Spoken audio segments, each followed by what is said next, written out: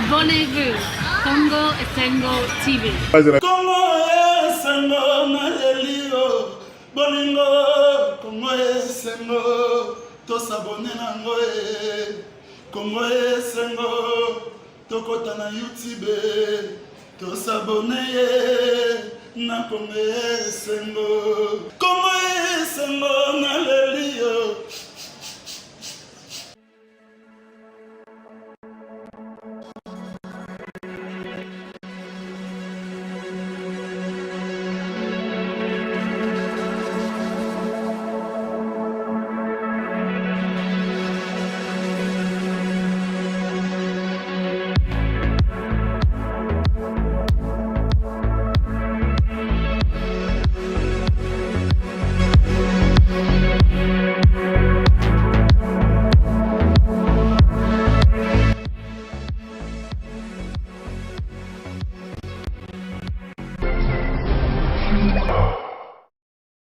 D'ici et d'ailleurs, vous se laissez distraire.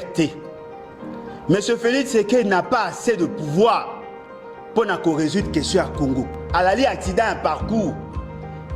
Il n'a jamais été préparé pour être président. Encore moins président à parti naïe. Ceux qui vont dire qu'on se laisser distraire, eh bien, tu aussi Mamitou et ça sera trop tard.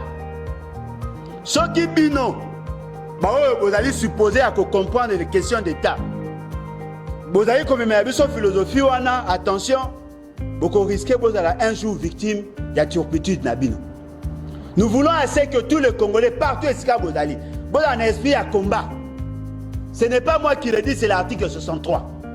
Quel que soit le chantage, quel que soit le chantage, attends ceux qui l'ont fait, vous continuer le combat. Vous dites qu'il n'y a jamais portion interne à Biso et Kende au nom de la paix. Il n'y a pas de paix, monsieur, sans justice. Nous devons tous nous préparer à combat. Ce qui est situation à est, c'est qu'on continue. Donc, on la guerre en Rwanda.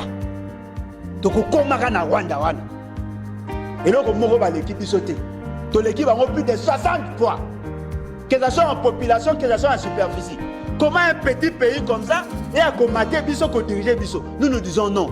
Et nous soutenons la démarche du docteur Mukwege. Et nous félicitons de Konabiso Martin Fayulu, Kouloutou Nabiso Mouzitu. On va prendre des positions pour la population. Et nous demandons aux autres membres de la Mouka de se prononcer, de dire que c'est l'hypocrisie. Ceux qui vont dire que le FCC cache pas qu'il va dire que c'est l'hypocrisie qu'on va avoir en opposition alors qu'ils soutiennent le pouvoir. Et nous demandons à la population congolaise de se réarmer l'esprit à Kanda, de se préparer dans le combat. Et puis il y a Kalaté. Et puis victoire est là côté Nabiso pour tout ça qu'on voulait à ma belle à Bakoko Nabiso. On n'acceptera pas qu'un groupe de bandits va vous m'abéler na biso au nom de céder dans l'intimidation.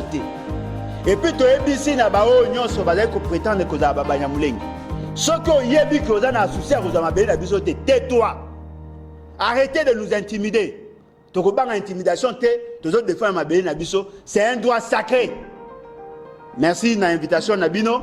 Les voilà, yo za d'Équateur. Né lo télémi boy makamba minemboy kuneza la reste. Tu dois comprendre le bété. Congo est moko et indivisible. Ceux qui votent à ma pango na bino boye ba ke minembo n'est pas à vendre. Je suis congolais.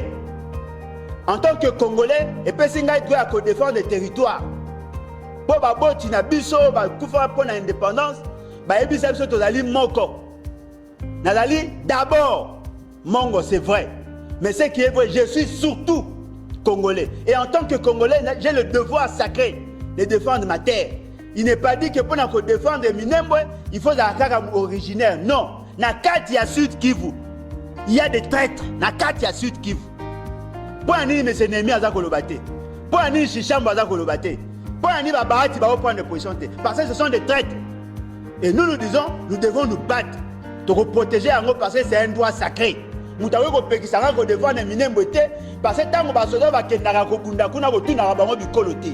nous allons nous battre et aller combat, et aller sacré, et aller constitutionnel. Et puis ça sera une fierté pour moi de me battre et de mourir pour mes frères. De me battre et de mourir pour l'espace à Congo. Je suis prêt.